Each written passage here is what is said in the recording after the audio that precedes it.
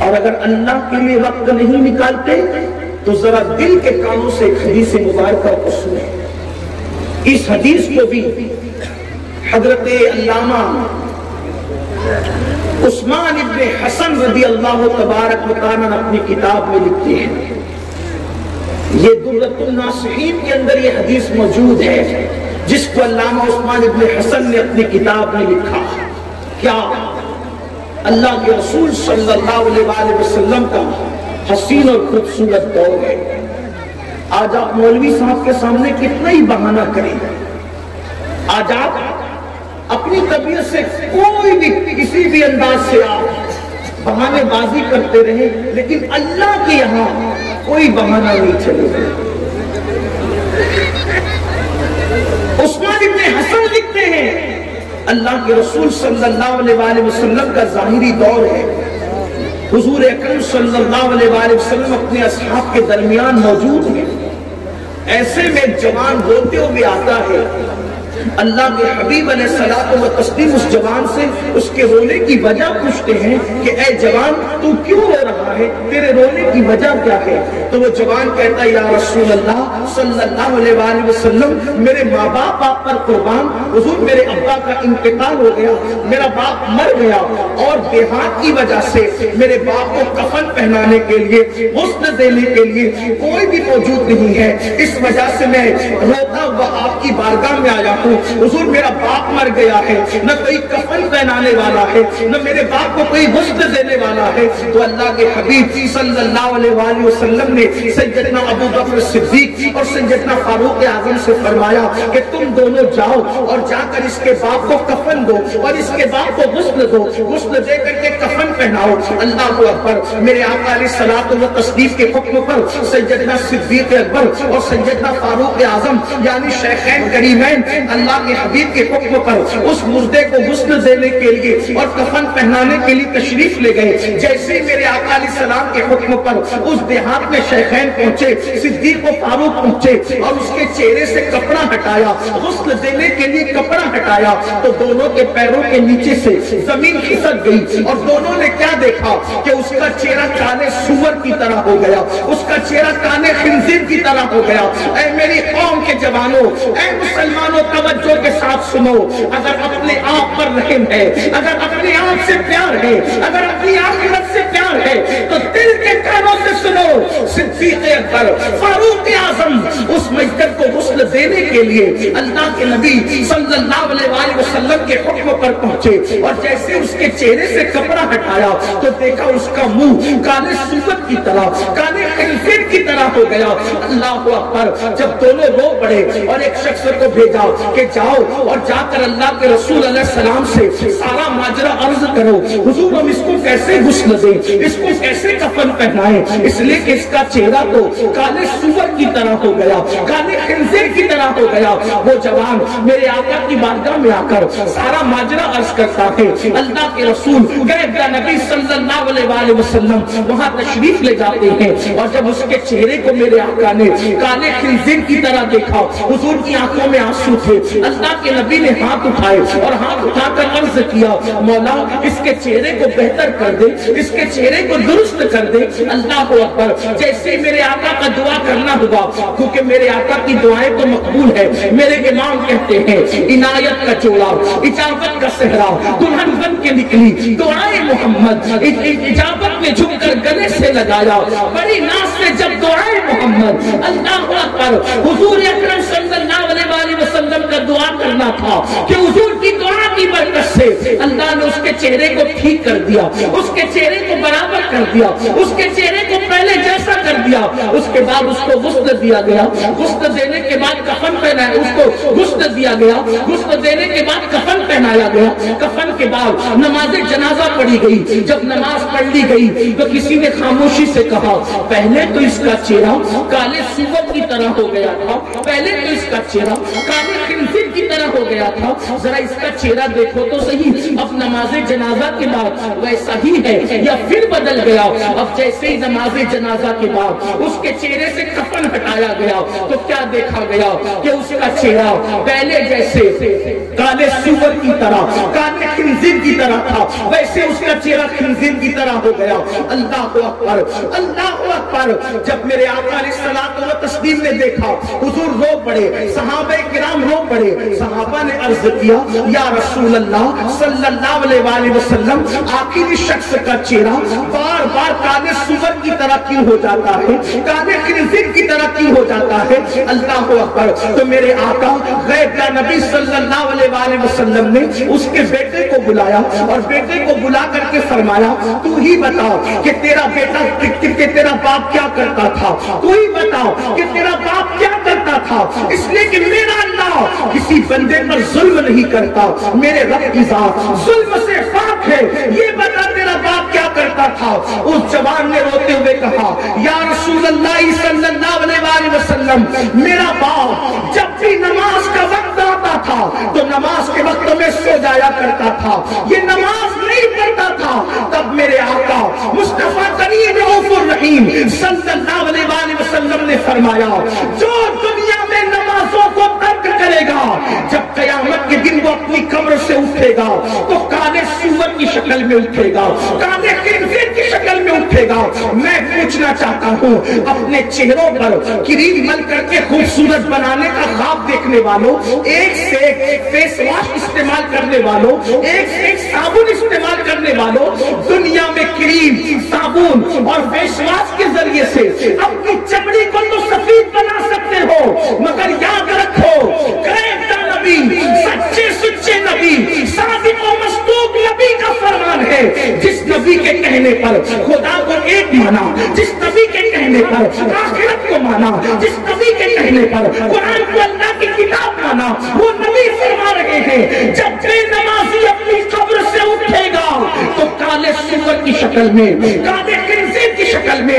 میں تم سے پوچھنا چاہتا ہوں میری قوم کے جوانوں, اگر چہرے پہ پھنسی نکل آئے تو تم کالج جانا چھوڑ دیتے ہو, چہرے پہ پھنسی نکل آئے دوستوں کی محفل میں جانا چھوڑ دیتے ہو, چہرے پہ پھنسی نکل آئے شادی بیاہ میں شرکت نہیں کرتے. مجھے بتاؤ جب نماز چھوڑنے کی وجہ سے یہ چہرہ کالے سور کی طرح ہوگا, کالے سور کا منہ لے کر اللہ کو کیا منہ دکھاؤ گے؟ قیامت کے دن کیسے حاضری دو گے؟ رب کی بارگاہ میں کیا منہ دکھاؤ گے؟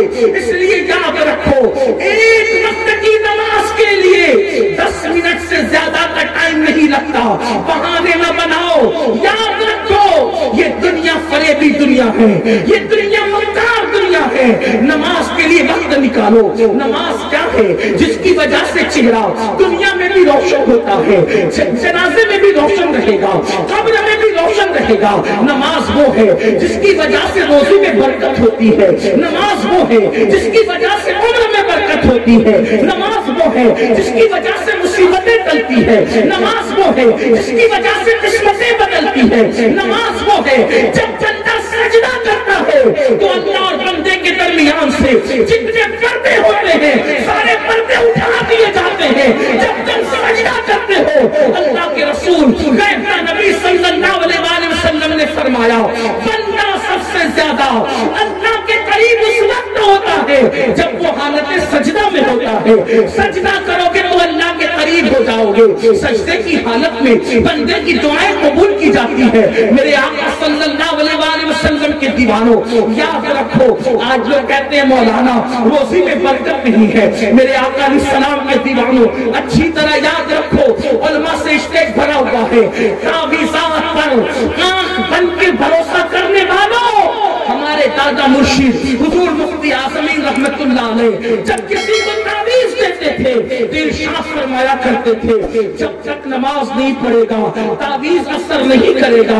اب آپ سے پوچھنا چاہتا ہوں نماز پوری زندگی نہ پڑھو, جمعہ کی 2 رکعت پڑھ کے مسجد سے بھاگ جاؤ, 2 رکعت نماز پڑھ کے مسجد سے ایسے بھاگتے ہو جیسے اسکول کی چھٹی ہونے پر اسکول کے بچے بے تحاشا بھاگتے ہیں. اللہ اکبر. فلموں میں جانے کے لیے گھنٹہ پہلے حاضری دیتے ہو, گناہوں کی اڈوں پر کھڑ کھڑ ٹائم دیتے ہو، اور مسجد کے اندر اگر امام 10 منٹ کی تقریر لمبی کر دے تو لوگ کہتے ہیں آئندہ ہفتے سے لیٹ آئیں گے، مولانا تقریر بڑی لمبی کرتے ہیں۔ جس قوم کا دل مسجد میں نہ لگے، جو قوم مسجد کو آباد نہ کرے، جس قوم کو مسجد میں سکون نہ ملے، جس قوم کو خدا کی عبادت کے لیے ٹائم نہ ملے، اس قوم کو زمین پر عزت کے ساتھ جینے کا حق کیا ہے؟ میرے پیارے آقا علیہ الصلوۃ والتسبیح کے پیارے دیوانوں، یاد رکھو اللہ کے رسول علیہ الصلوۃ والتسبیح فرماتے ہیں جو نماز جان بوجھ کر چھوڑ دے قیامت کے دن اس کے ساتھ میرا کوئی وعدہ نہیں۔ اللہ کے رسول علیہ السلام فرماتے ہیں اس کے ساتھ قیامت کے دن میرا کوئی وعدہ نہیں ہے۔ اور ایک مقام پر فرماتے ہیں جو جان بوجھ کے نماز چھوڑ دیتا ہے وہ اللہ کے ذمے سے باہر ہو جاتا ہے، اللہ کی رحمتوں سے، اللہ کی رحمت کی چادر، اللہ کی پناہ کی چادر اس سے ہٹا لی جاتی ہے، خدا کی پناہ کی چادر اس سے اٹھا لی جاتی ہے۔ ایک بات آپ سے کہنا چاہتا ہوں، جب کسی کو کوئی پناہ نہ دے اور اللہ پناہ دے، دھیان سے سنیں، توجہ سے سنیں، اللہ جب کسی کو پناہ دے تو دشمن بھی پالنے میں مجبور ہوتا ہے، اور اللہ اپنی پناہ اٹھا دے تو پھر دوست بھی سہارا نہیں دیتے۔ اس کو دھیان سے سننا، بے نمازی سے خدا کی پناہ اٹھا لی جاتی ہے، اور اللہ کی پناہ کیا ہے، اللہ کی امان کیا ہے، اللہ کی رحمت کیا ہے، ایک واقعے کے ذریعے سے سمجھو۔ جب فرعون نے خواب دیکھا کہ ایک بچہ پیدا ہوگا جو اس کی سلطنت اور حکومت کا خاتمہ کرے گا، تو اس نے کہا آج کے بعد میں کوئی بچہ پیدا ہونے ہی نہیں دوں گا، جب بچی پیدا نہیں ہوگا تو میری حکومت کیسے ختم ہوگی؟ اقتدار والوں کو اپنے چمچوں سے یا صاحب اقتدار اور سیاستدانوں سے تکلیف نہیں ہوتی، اہل اقتدار کو ہمیشہ ڈر لگا رہتا ہے اہل حق کا، انہیں حق والوں سے تکلیف رہتی ہے۔ فرعون کو خوف تھا میری حکومت ایک بچہ بڑا ہو کر کے ختم کرے گا، کہ میں پیدا ہی نہیں ہونے دوں گا۔ اس نے پابندی لگا دی۔ المختصر یہ کہ اسی پابندی کے دور میں حضرت موسیٰ علیہ السلام کی پیدائش ہوئی، ولادت ہوئی، بچے کی ولادت ہو گئی، پیدائش ہو گئی۔ ماں کو خوف ہوا کہ اگر اس کی اطلاع فرعون کو ہو گئی تو وہ بچے کو بھی قتل کرے گا، ماں کو بھی قتل کرے گا، دائی کو بھی قتل کرے گا، پورے گھر کو قتل کرے گا۔ تو حضرت موسیٰ علیہ السلام کی امی نے مشورہ کیا کہ کیا کرنا چاہیے، تو آپ کی امی کو یہ مشورہ دیا گیا اس بچے کو ایک صندوق میں بند کر کے دریا میں ڈال دیا۔ اب ذرا توجہ کرنا، اللہ کی پناہ کیا چیز ہے۔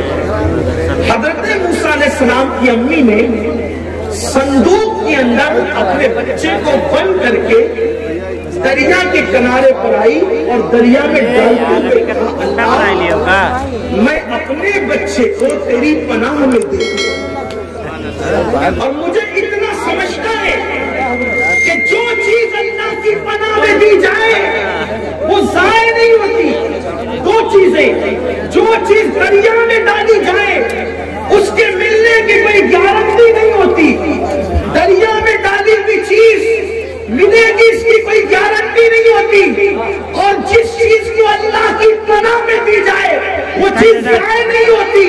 ضدین کا اجتماع ہو رہا ہے، دریا میں گئی ہوئی چیز ملتی نہیں، اور اللہ کی پناہ میں دی ہوئی چیز ضائع نہیں ہوتی۔ موسیٰ علیہ السلام کی امی نے صندوق کو یہ کہہ کے دریا میں ڈال دیا، مولا اس بچے کو میں تیری پناہ میں دیتی ہوں، اور جس پہ تیری پناہ ہو جائے، جس کو تو اپنی پناہ عطا کر دے، وہ چیز ضائع نہیں ہوتی۔ ماں نے توکل کے ساتھ، اللہ پہ بھروسے کے ساتھ دریا میں بچے کو ڈال دیا، اور واقعہ آپ جانتے ہیں، اس کی تفصیل میں نہیں جاتا۔ پھر وہ صندوق بہتے بہتے فرعون کے گھر کی نہر میں چلی گئی، آسیہ کے ساتھ فرعون موجود تھا۔ حضرت آسیہ نے صندوق کو دیکھا، اور صندوق کو جب اٹھایا اور اٹھانے کے بعد کھولا تو دیکھا کہ بچہ مسکرا رہا ہے، فرعون نے کہا شاید یہ وہی بچہ ہے جس کا مجھے خواب دکھایا گیا. فرعون نے کہا، فرعون کو آسیہ نے کہا کہ یہ تیرا خام خیال ہے، ارے تو ناولد ہے، ہمیں کوئی بچہ نہیں ہے، اسی کو بیٹا بنا لیتے ہیں. اور اس کے بعد فرعون کے دماغ میں بات بیٹھ گئی. اب فرعون نے کہا اچھا ہمارے محل میں جو کنیزیں ہیں اس سے میں دودھ پلواؤں گا. بچے کو ہر کنیز کے پاس لے گئے، کسی کنیز کا دودھ نہیں پیا موسیٰ علیہ السلام نے. وہاں حضرت موسیٰ علیہ السلام کی بہن موجود تھی. وہ کہتی ہے فرعون سے کہ میں ایک ایسی دائی کو جانتی ہوں، ایک ایسی دایا کو جانتی ہوں کہ جو نفیس طبیعت کے بچے ہیں، جو کسی کا دودھ نہیں پیتے، وہ اس کا دودھ پیتے ہیں. اس کے بعد فرعون نے کہا اگر وہ دایا میرا بچہ اس کا دودھ پی لیا تو میں اس کو بھی انعام دوں گا اور تجھ کو بھی انعام دوں گا. موسیٰ علیہ السلام کی بہن دوڑی دوڑی گئی، اپنی امی کو بلا لائی. ماں موسیٰ تو فرعون کے دربار میں ہے، اس کے محل میں ہے اور اس نے دودھ پلانے والیوں کا انتظام کیا ہے، اس نے کسی کا دودھ نہیں پیا. تو میں نے کہا اس دایا کو لاتی ہو کہ نفیس طبیعت بچے اس کا دودھ پیتے ہیں. جب ماں کو لائی، دایا بن کر آئی تو موسیٰ ماں کی گود میں گئے اور شوق سے دودھ پینے لگے. تو فرعون نے ایک سکہ نکال کر کے دیا اور کہا کہ آیا جایا کرنا اور میرے بچے کو دودھ پلایا کرنا. تو جیسے ہی موسیٰ ماں کی گود میں آئے، اللہ نے الہام فرمایا اے موسیٰ کی امی، تو نے اس امانت کو میری پناہ میں دیا تھا، اس لیے اس کی میں نے کیسے حفاظت کی ہے. اے مسلمانوں، اللہ جب پناہ اٹھا دیتا ہے تو پھر چوہے بھی تمہیں کچھ تکلیف پہنچاتے ہیں، خنجر بھی تمہیں تکلیف پہنچاتے ہیں، چوٹیاں بھی تمہیں تکلیف پہنچاتی ہیں. اور جب اللہ پناہ کی چادر ڈال دیتا ہے تو وقت کا فرعون بھی دودھ پلانے پہ مجبور ہو جاتا ہے. صحیح پر عزت کے ساتھ زندگی چاہتے ہو، اگر چاہتے ہو کہ وقت کا فرعون تمہیں نقصان پہنچانے کی بجائے تمہارا محافظ بن جائے تو ضرورت اس بات کی ہے کہ گناہوں کو چھوڑو اور خدا کی بارگاہ میں چھپ جاؤ، خدا کی بارگاہ میں سجدہ ہو جاؤ. جب اللہ کسی کو پناہ دے تو دشمن بھی دوست بنتا ہے. اندازہ تو کریں جس کو مارنے چلا تھا اسی کو پالنے پہ مجبور ہو گیا. اللہ اللہ، یہ اللہ کی پناہ کی شان ہے. آج مسلمان در در کا بھکاری کیوں ہے؟ آج مسلمان سلسلیاں کیوں لے رہا ہے؟ 35 سال کی بچیاں بغیر رشتے کے گھروں میں کیوں بیٹھی ہوئی ہے؟ آخر مسلمان لاعلاج بیماریوں میں کیوں مبتلا ہے؟ ہمارے دکھوں کی وجہ کیا؟ ہماری تکلیفوں کی وجہ کیا؟ قرآن کہتا ہے وَمَا أَصَابَكُم مِّن مُّصِيبَةٍ فَبِمَا كَسَبَتْ أَيْدِيكُمْ، کہ تم پر جو بھی مصیبت آتی ہے وہ تمہارے گناہوں کی وجہ سے ہے. اے میرے